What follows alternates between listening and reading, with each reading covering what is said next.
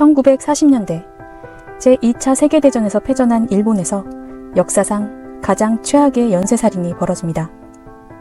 조산사 이시카와 미유키라는 여성이 무려 100명 이상의 아기를 자신의 손으로 하늘나라로 보내버렸기 때문입니다. 그녀는 왜 그런 끔찍한 짓을 벌였을까요? 1948년 이시카와 미유키는 수십 구의 아기 유해가 발견된 직후 체포됐습니다. 이시카와는 세계에서 가장 많은 사람을 살해한 여성 연쇄 살인범 중 한 명으로 남았습니다.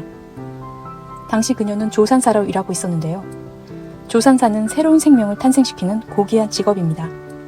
그런데 그녀는 이를 역이용해서 새 생명을 무자비하게 꺼트리는 일에 자기의 직업을 이용했습니다. 이시카와는 1897년 미야자키현 구니토미시에서 태어났습니다. 역사가들은 이시카와가 도쿄대학에서 교육을 마친 사실을 두고 당시 여성이 대학까지 나왔다면 집안은 꽤 부유했을 것이라고 추측합니다. 대학 졸업 후 그녀는 고토부키 산부인과 병원에서 조산사로 취직했습니다. 그녀는 조산사로 실력이 뛰어났고 많은 산모들이 그녀를 칭송했습니다. 그리고 병원장으로 초고속 승진을 했죠. 이시카와를 악마의 손으로 만든 것은 당시 일본의 사회적 상황이었습니다. 패전 후 일본은 가난했고 식량이 극도로 부족한 상태였습니다. 연합군이 열차 노선을 폭격해 물자 공급망 자체가 끊겨버렸기 때문에 전국적으로 기근을 초래했습니다.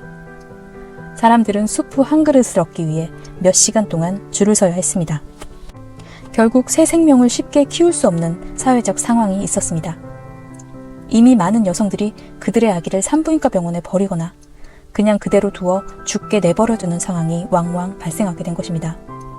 이런 배경에서 이시카와 미유키 같은 악마가 생겨난 것이죠.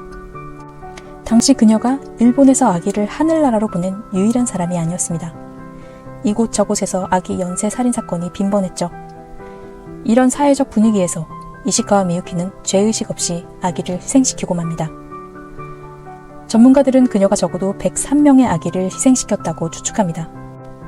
일부 아기의 부모에게는 이시카와의 행동이 범죄가 아닌 자비에 가까웠다고 합니다. 그런데 문제는 그녀가 이 특별한 서비스에 대해 부모에게 지불을 요구하기 시작하면서 발생합니다. 이시카와는 부모들에게 돈을 받고 아기를 희생시켰습니다. 아기의 가족들에게는 아기를 키우는 것보다 적은 비용이라고 강조하면서 말이죠. 그녀는 나카야마 시로라는 의사와 함께 아기들의 사망 진단서를 위조하면서 돈벌이로 이 끔찍한 일을 자행합니다. 이시카와의 이 특별한 서비스는 순찰 중이던 경찰이 우연히 아기 유해 5구를 발견하면서 비로소 끝이 납니다. 아기들은 부검 결과 아무도 자연사하지 않았다는 것이 판명나고 이시카와와 그 일당들은 체포됩니다. 그런데 재판 과정에서 검사들은 난관에 봉착합니다.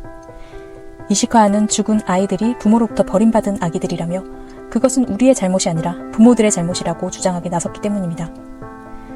시대적 상황도 상황인지라 일본 대중들은 이시카와의 의견에 고개를 끄덕였습니다. 결국 이시카와는 징역 8년을 선고받습니다. 그녀의 일을 도운 남편과 나카야마 의사는 각각 징역 4년이 선고됐습니다. 고등법원에 가서는 이시카와의 범행이 당시 과실치사에 해당하는 누락죄로 인정되면서 형량이 더욱 가벼워졌습니다. 이 이시카와 사건으로 인해 일본에서는 낙태 합법화가 공론화되기도 했습니다. 전쟁의 참혹함을 보여주기도 합니다만 전범 국가에서 일어난 일이라 인과응보라는 생각도 듭니다. 다만 태어나서 우렁차게 한번 울어보지도 못하고 하늘나라로 가버린 죄 없는 아기들이 좀 불쌍할 따름이네요.